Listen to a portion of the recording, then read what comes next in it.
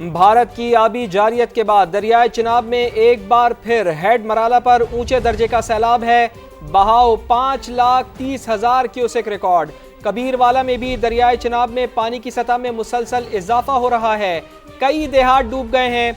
मुल्तान को शदीद खतरात लाहक हैं। बस्ती झड़कल के करीब बन बोसन में लीकेज। मकामी अफराद और इंतजामिया का बर वक्त एक्शन इलाके को बड़ी तबाही से बचा लिया। जी हां, बस्ती वालवोट समेत कई आबादियां ज़ेर-ए-आब हैं। हेड मोहम्मद वाला पर भी शदीद दबाव बरकरार है।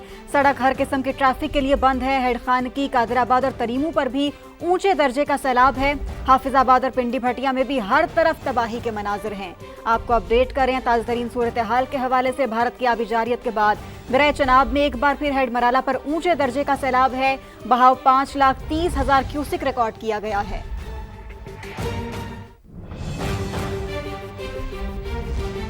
मुजफ्फरगढ़ के नवाही इलाके में 25 के करीब अफराद सैलाबी रेले में फंस गए हैं। अहले इलाका के मुताबिक मुतासर अफराद अपने फिश फार्म बचाने में मसरूफ थे कि पानी की सतह बुलंद हो गई। डिप्टी कमिश्नर उस्मान ताहिर ने बताया है कि फंसे हुए अफराद को निकालने के लिए कोशिशें की जा रही हैं। तफसीलात जान लेते हैं। समग्र नुमाइंदे मुकरम खान हमारे साथ मौजूद हैं। मुकरम, बताइएगा कि कितनी कामयाबी मिल सकी है इन लोगों को यहाँ से निकालने के लिए और क्या इक़दाम किए जा रहे हैं?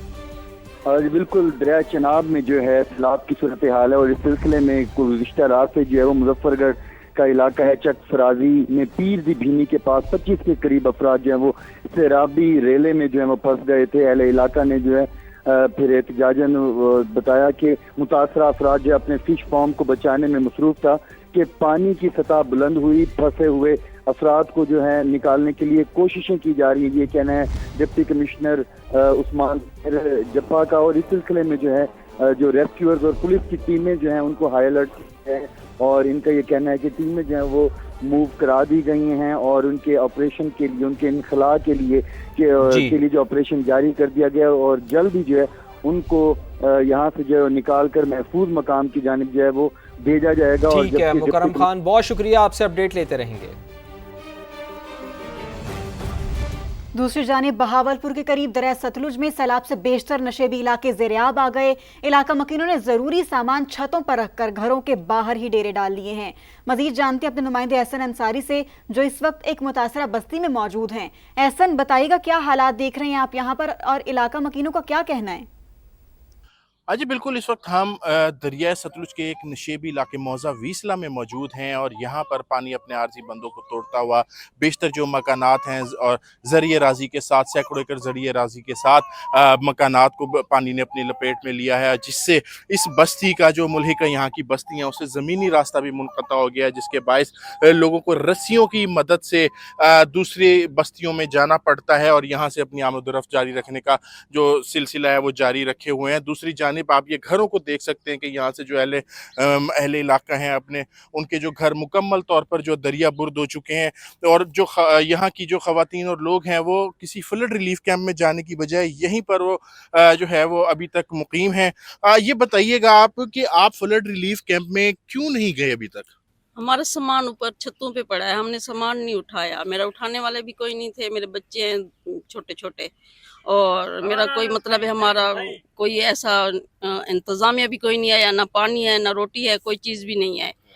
तो आपको फ्लड कैंपों में जब सब सहूलत मिल रही है तो फिर आप वहाँ क्यों नहीं जाते हैं अगर आपको वहाँ पर भेजा जाता है तो? यहाँ के जानवर भी हैं और बच्चे भी हैं और सामान जो है हमारा छतों पे पड़ा हुआ है, तो हम अगर जाते आएंगे तो चोर पड़ जाएंगे, डाके उठा लेंगे हर चीज़। जी सबसे बड़ा खदशा इस वक्त सिक्योरिटी का है। यहाँ के जो इलाका मकीन है और वो ये कहते हैं कि अगर यहाँ पर कोई प्रॉपर सिक्योरिटी दी जाएगी तब वो फ्लड रिलीफ कैंप्स जाएंगे, अदरवाइज़ वो अपने सामान को और अपने जो माल मवेशी हैं वो उनको यहाँ पर नहीं छोड़ेंगे। दूसरी जानिब निचले दर्जे का सैलाबी रेला बहावलपुर में बह रहा है जिसमें मुसलसल इजाफा होता जा रहा है। जी एहसन अंसारी हमें अपडेट कर रहे थे। दरियाए चिनाब की मौजों ने 4 बेटियों की माँ शानी बीबी को सड़क किनारे ला बिठाया है। घर तबाह हो जाने से परेशान शानी बीबी कहती हैं कि 2 दिन भूखे रहते हैं, खाने को मिलता है ना ही कुछ पीने को। हमारे पास सिर्फ आसमान है या ज़मीन और कुछ नहीं बचा। रात को खुले आसमान तले रहते हुए डर लगता है। 15 दिन हो गए हैं, पानी आया है, सब कुछ बहा कर ले गया, कुछ भी नहीं बचा हमारे पास। तो सिर्फ यही चारपाई पड़ी है जिस पे मैं बैठी हूँ। हमारा गंदम था वो भी बह गया, चारपाइयाँ भी थी, फर्नीचर भी था, जो आजकल संदूकें होते हैं वो भी था, सब कुछ भी नहीं बचा। कपड़े भी नहीं है, जूते भी नहीं है बच्चों के। हमारे पास तो सिर्फ आसमान बचा है या ज़मीन बची है। मेरी 4 बेटियां हैं, सारा दिन भी भूखे रहते हैं, 2 दिन भी हो जाते हैं, कोई कुछ भी नहीं देने आता।